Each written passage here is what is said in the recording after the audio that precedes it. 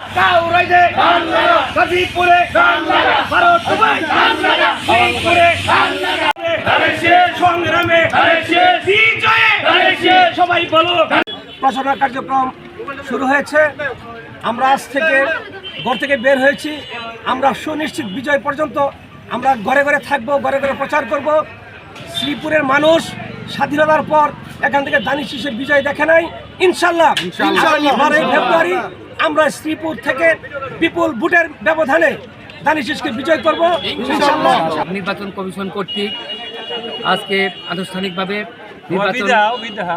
নির্বাচন প্রচারণার অংশ হিসাবে আজকে প্রথম দিন আমরা এখানে সমবেত হয়েছি।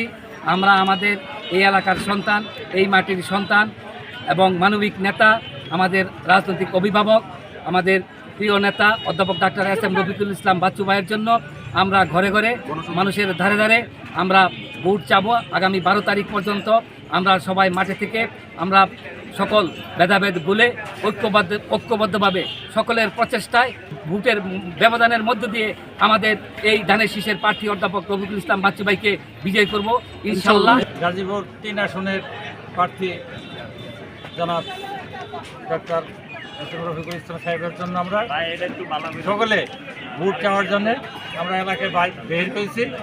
আমরা সকলেই ওনার জন্য 12 তারিখ পর্যন্ত আমরা ঘরে খুব কমেই থাকবো এবং বাজারে মাঠে ঘাটে মানুষের ময়দানে সবাইকে অনুরোধ করবো আমাদের সাথে থাকার জন্য।